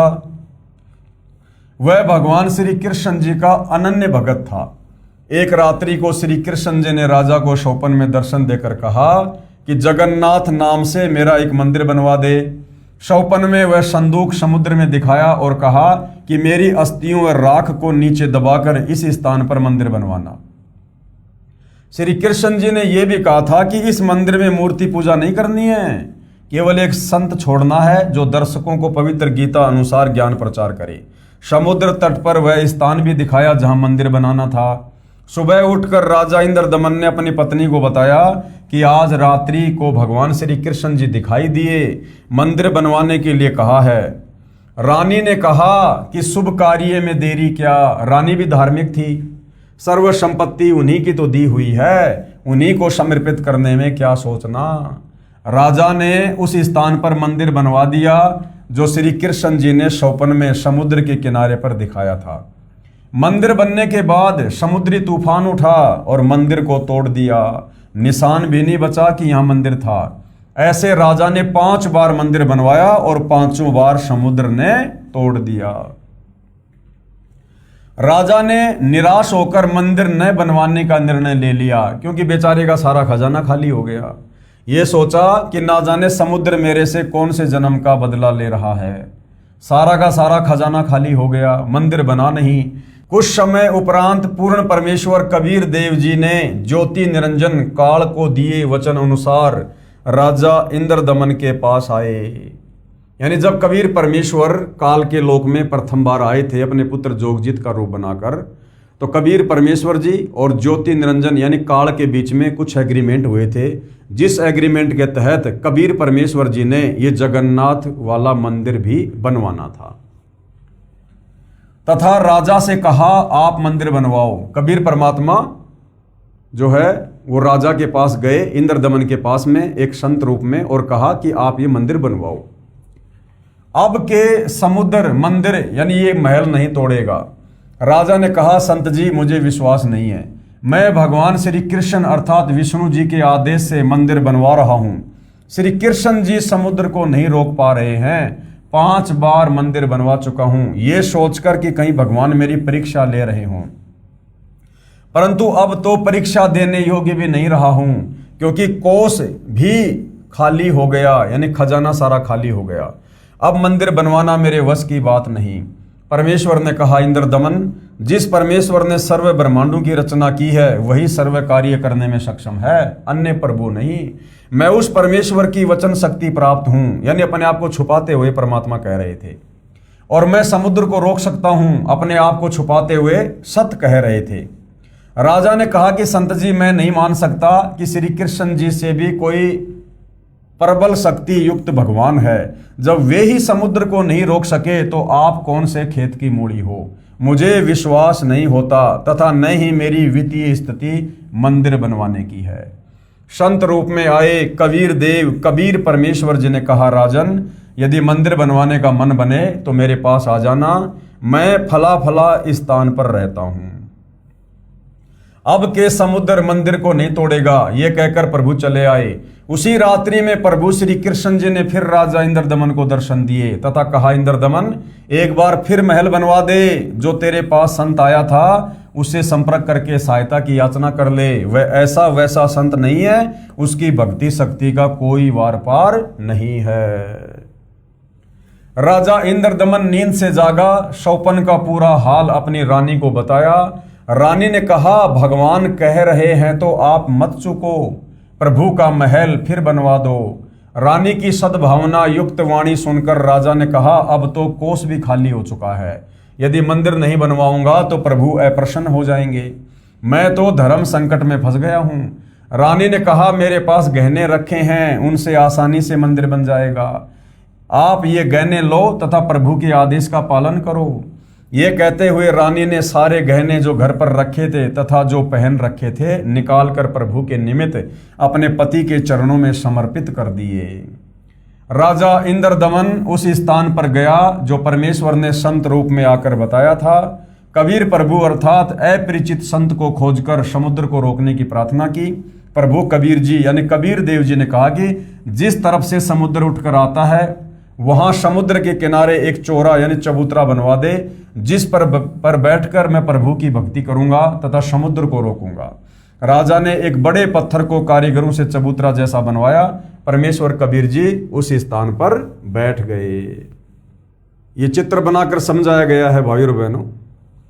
ये राजा इंद्रदमन है, इधर ये मंदिर बनकर तैयार है, इधर कबीर परमेश्वर संत रूप में भक्ति की लीला कर रहे हैं। और जैसे ही मंदिर को तोड़ने के लिए समुद्र उठा, लगभग 40-50 फीट ऊंची लहरें उठी, तो कबीर परमेश्वर जी की शक्ति के आगे वो समुद्र बेबस हो गया, उसके आगे वो नहीं बढ़ पाया। तो फिर समुद्र ने ये ब्राह्मण रूप धारण किया और कहने लगा कि हे संत जी आप थोड़ा साइड में हट जाइए, मैंने ये मंदिर तोड़ना है। तो कबीर परमेश्वर ने कहा कि भाई इस मंदिर को तू नहीं तोड़ पाएगा, तू क्यों तोड़ना चाहता है। तो ब्राह्मण रूप में समुद्र ने कहा कि जब ये श्री कृष्ण त्रेता युग में रामचंद्र रूप में आया था तो इसने उस समय मुझे बहुत कुछ कहा था, मुझे इसने गुलाम कहा था और मेरे को अग्निपाण से सुखाने की बात कही थी, मैं अपना बदला ले रहा हूँ। तो परमात्मा ने कहा भैया इस मंदिर को तू तोड़ने की भी मत सोचना और आगे से भी कभी भूल के मत आ जाना। तो ब्राह्मण रूप में समुद्र बोला भगवान मेरे उस बदले का क्या होगा? तो कबीर परमेश्वर ने कहा कि जाकर उसकी द्वारिका को डुबो दे। द्वारिका जो श्री कृष्ण जी के नाम से जो बनी हुई थी कि तू इस मंदिर को छोड़ और उसकी द्वारिका को डुबो दे तू, और थोड़ा बहुत अवशेष जरूर छोड़ देना ताकि आने वाले समय में लोगों को पता चले कि मथुरा से दुखी होकर श्री कृष्ण जी द्वारिका में आकर रहने लगे थे। तो इस प्रकार से भाई और बहनों कबीर परमेश्वर जी की शक्ति के सामने समुद्र फिर जगन्नाथपुरी मंदिर का कुछ नहीं बिगाड़ पाया। जगन्नाथ मंदिर को बचाने के लिए समुद्र को रोकना। छठी बार मंदिर बनना प्रारंभ हुआ, उसी समय एक नाथ परंपरा के सिद्ध महात्मा आ गए। नाथ जी ने राजा से कहा राजा बहुत अच्छा मंदिर बनवा रहे हो, इसमें मूर्ति भी स्थापित करनी चाहिए। मूर्ति बिना मंदिर कैसा? ये मेरा आदेश है। राजा इंद्रदमन ने हाथ जोड़कर कहा नाथ जी, प्रभु श्री कृष्ण जी ने मुझे स्वप्न में दर्शन देकर मंदिर बनवाने का आदेश दिया था तथा कहा था कि इस महल में न तो मूर्ति रखनी है और न ही पाखंड पूजा करनी है। राजा की बात सुनकर नाथ ने कहा स्वप्न भी कोई सत होता है क्या? मेरे आदेश का पालन कीजिए तथा चंदन की लकड़ी की मूर्ति अवश्य स्थापित कीजिएगा। ये कहकर नाथ जी बिना जलपान ग्रहण किए उठकर चले गए। राजा ने डर के मारे चंदन की लकड़ी मंगवाई तथा कारीगर को मूर्ति बनाने का आदेश दे दिया। एक मूर्ति श्री कृष्ण जी की स्थापित करने का आदेश श्री नाथ जी का था। फिर अन्य गुरुओं संतों ने राजा को राय दी कि अकेले प्रभु कैसे रहेंगे, वे तो श्री बलराम को सदा अपने साथ रखते थे। एक ने कहा कि बहन सुभद्रा तो भगवान श्री कृष्ण जी की लाडली बहन थी, वो कैसे अपने भाई बिना रह सकती है। 3 मूर्तियां बनवाने का निर्णय लिया गया। 3 कारीगर नियुक्त किए। मूर्तियां तैयार होते ही टुकड़े टुकड़े हो गई। ऐसे 3 बार मूर्तियां खंड हो गई। राजा बड़ा चिंतित हुआ, सोचा मेरे भाग्य में ये यश व पुण्य कर्म नहीं है। मंदिर बनता है वो टूट जाता है, अब मूर्तियां टूट रही हैं। नाथ जी रुष्ट होकर गए हैं। यदि कहूंगा कि मूर्तियां टूट जाती हैं तो सोचेगा कि राजा बहाना बना रहा है, कहीं मुझे शराप ना दे दे। चिंताग्रस्त राजा ना तो आहार कर रहा है न रात्रि भर चैन से सो रहा है। सुबह बेचैन अवस्था में राजा दरबार में गया। उसी समय पूर्ण परमात्मा कबीर देव कबीर प्रभु एक 80 वर्षीय कारीगर का रूप बनाकर राज दरबार में उपस्थित हुआ। अपनी कमर पर एक थैला लटकाए हुए था जिसमें आरी बहार स्पष्ट दिखाई दे रही थी, मानो बिना बताए कारीगर का परिचय दे रही थी, तथा अन्य बसोला व बरसा आदि थैले में भरे थे। कारीगर वेश में प्रभु ने राजा से कहा मैंने सुना है कि प्रभु के मंदिर के लिए मूर्तियां पूर्ण नहीं हो रही हैं। मैं 80 वर्ष का वृद्ध हो चुका हूं तथा 60 वर्ष का अनुभव है। चंदन की लकड़ी की मूर्ति प्रत्येक कारीगर नहीं बना सकता। यदि आपकी आज्ञा हो तो सेवक उपस्थित है। राजा ने कहा कारीगर आप मेरे लिए भगवान ही कारीगर बनकर आए लगते हो। मैं बहुत चिंतित था, सोच ही रहा था कि कोई अनुभवी कारीगर मिले तो समस्या का समाधान बने। आप शीघ्र ही मूर्तियां बना दो। वृद्ध कारीगर रूप में आए कबीर देव कबीर प्रभु ने कहा राजन मुझे एक कमरा दे दो जिसमें बैठकर प्रभु की मूर्ति तैयार करूंगा। मैं अंदर से दरवाजा बंद करके स्वच्छता से मूर्ति बनाऊंगा। ये मूर्तियां जब तैयार हो जाएंगी तब दरवाजा खुलेगा। यदि बीच में किसी ने खोल दिया तो जितनी मूर्तियां बनेंगी उतनी ही रह जाएंगी। राजा ने कहा जैसा आप उचित समझो वैसा करो। 12 दिन मूर्तियां बनाते हो गए तो नाथ जी आ गए। नाथ जी ने राजा से पूछा इंद्रदमन मूर्तियां बनाई क्या? राजा ने करबद्ध होकर कहा कि आपकी आज्ञा का पूर्ण पालन किया गया है महात्मा जी, परंतु मेरा दुर्भाग्य है कि मूर्तियां बन नहीं पा रही हैं। आदि बनते ही टुकड़े टुकड़े हो जाती हैं। नौकरों से मूर्तियों के टुकड़े मंगवाकर नाथ जी को विश्वास दिलाने के लिए दिखाए। नाथ जी ने कहा कि मूर्ति अवश्य बनवानी है, अब बनवाओ, मैं देखता हूं कैसे मूर्ति टूटती है। राजा ने कहा नाथ जी प्रयत्न किया जा रहा है। प्रभु का भेजा एक अनुभवी 80 वर्षीय कारीगर बंद कमरे में मूर्ति बना रहा है। उसने कहा कि मूर्तियां बन जाने पर मैं अपने आप दरवाजा खोल दूंगा। यदि किसी ने बीच में दरवाजा खोल दिया तो जितनी मूर्तियां बनी होंगी उतनी रह जाएंगी।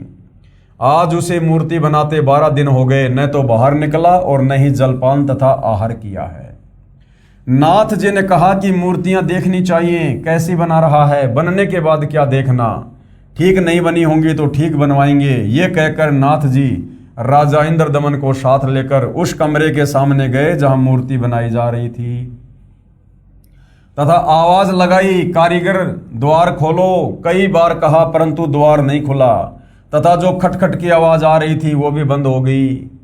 नाथ जी ने कहा कि 80 वर्षीय वृद्ध बता रहे हो, 12 दिन खाना पीना भी नहीं किया, अब आवाज भी बंद है, कहीं मर न गया हो।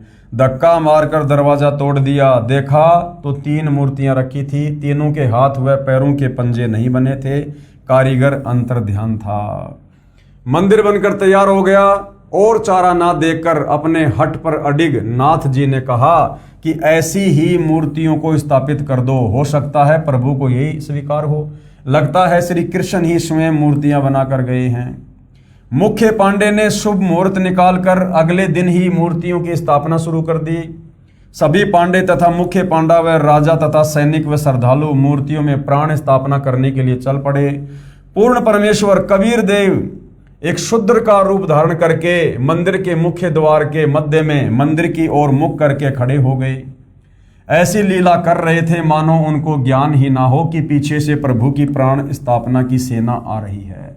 आगे आगे मुख्य पांडा चल रहा था, परमेश्वर फिर भी द्वार के बीच में खड़े रहे।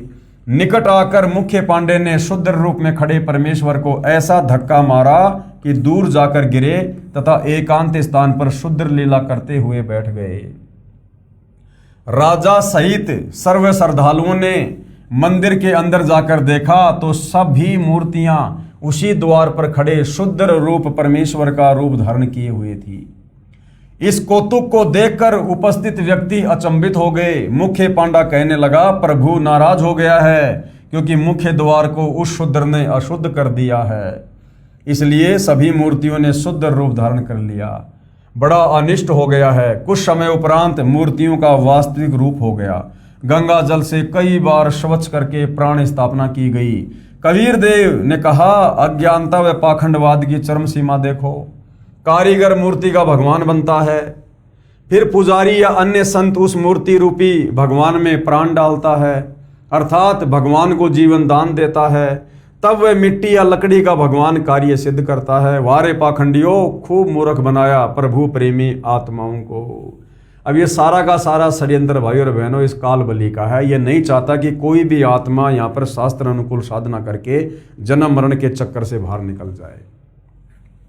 मूर्ति स्थापना हो जाने के कुछ दिन पश्चात लगभग 40 फुट ऊंचा समुद्र का जल उठा, जिसे समुद्री तूफान कहते हैं, तथा बहुत वेग से मंदिर की ओर चला।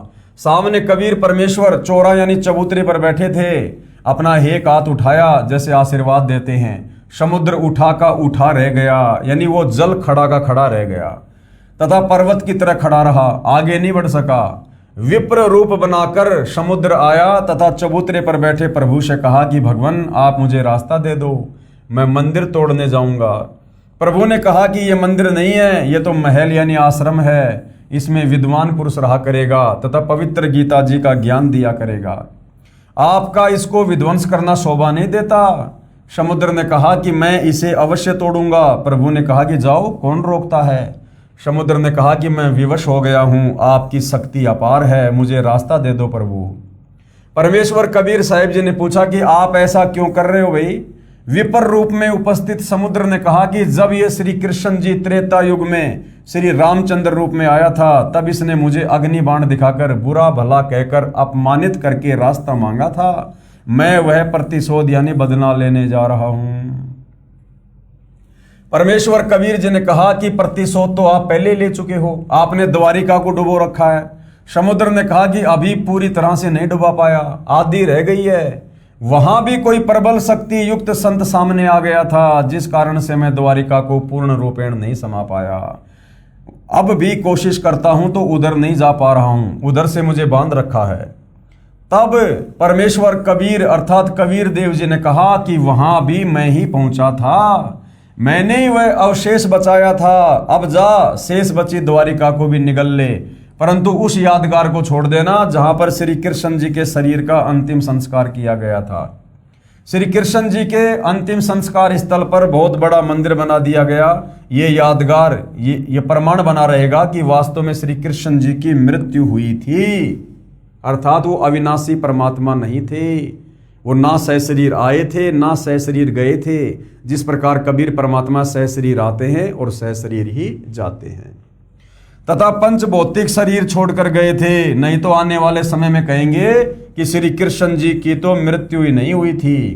आज्ञा प्राप्त कर शेष द्वारिका को भी समुद्र ने डुबो लिया। परमेश्वर कबीर जी यानी कबीर देव ने कहा, अब आप आगे से कभी भी इस जगन्नाथ मंदिर को तोड़ने का प्रयत्न नहीं करना तथा इस महल से दूर चला जा। अब भाई और बहनों, ऐसी आज्ञा क्यों दी परमात्मा ने? क्योंकि आज इस धरती पर वही असली जगन्नाथ महाप्रभु आ चुका है। और वो जगन्नाथ महाप्रभु सारी सृष्टि का मालिक, देवों का देव महादेव सतगुरु रामपाल जी हैं। और आने वाले समय में उस जगन्नाथ मंदिर में सतगुरु रामपाल जी विराजमान होंगे, क्योंकि परमेश्वर रामपाल जी ने उस मंदिर को महल यानी आश्रम की संज्ञा दी है कि आने वाले समय में वहाँ पर एक ऐसा महापुरुष बैठेगा जो गीता के अनुसार ज्ञान देगा। तो भैया, गीता जी के अनुसार ज्ञान देने वाला तत्वदर्शी संतो खुद सतगुरु रामपाल जी हैं। तो आने वाले समय में सतगुरु रामपाल जी वर्तमान में जिन आश्रमों में हरियाणा में बैठे हैं, इनको छोड़ छाड़ के और जगन्नाथ मंदिर में जाकर विराजमान होंगे। ऐसी आज्ञा प्रभु की मानकर प्रणाम करके मंदिर से दूर लगभग 1.5 किलोमीटर हट गया। ऐसे श्री जगन्नाथ जी का मंदिर अर्थात धाम स्थापित हुआ। तो इस प्रकार से भाइयों और बहनों, ये जगन्नाथ धाम बना, जगन्नाथ मंदिर बना, ये इसकी पूरी राम कहानी है। अब इस कहानी से 99% हिंदू समाज के वो श्रद्धालु जो परमात्मा प्राप्ति के लिए भटक रहे हैं, वो बेचारे नहीं जानते हैं, अपरिचित हैं, जिस कारण से मनमाने आचरण का शिकार हो रहे हैं। गीता और वेदों के विपरीत मनमानी भक्ति कर रहे हैं, जिस भक्ति को करने के चलते उन्हें किसी प्रकार का कोई भी आध्यात्मिक लाभ नहीं हो सकता है। अगर भाई और बहनों, ये सारे के सारे तीर्थ धाम अगर ये शास्त्र विरुद्ध हैं, यहाँ जाने से कोई लाभ नहीं है, तो फिर सबसे सर्वश्रेष्ठ तीर्थ क्या है जहां पर जाने से हमारे सर्व पाप कर्मों का नाश हो जाता है, हमें सर्व आध्यात्मिक लाभ प्राप्त होते हैं? फिर वो सबसे सर्वश्रेष्ठ तीर्थ क्या है?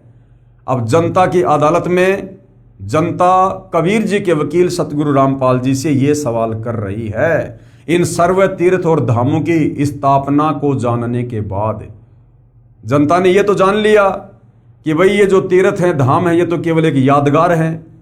और वहां जाने से, नहाने से, पूजा करने से, दान धर्म करने से, दर्शन करने से किसी प्रकार का कोई भी आध्यात्मिक लाभ नहीं है, मुक्ति का कोई लेना देना नहीं है। तो फिर सबसे सर्वश्रेष्ठ तीर्थ क्या है, उसके विषय में जनता की अदालत में सतगुरु रामपाल जी से जानना चाह रही है। तो भाइयों और बहनों, अगले एपिसोड में हम इसी विषय पर चर्चा करेंगे, जनता की अदालत में, और सतगुरु रामपाल जी किस प्रकार से जनता की अदालत में जनता के इस सवाल का जवाब देंगे। जनता संतुष्ट होगी या नहीं होगी, सतगुरु रामपाल जी इसका प्रमाण कहाँ कहाँ देंगे, ये सारी बातें हम कल के अगले एपिसोड में जानेंगे।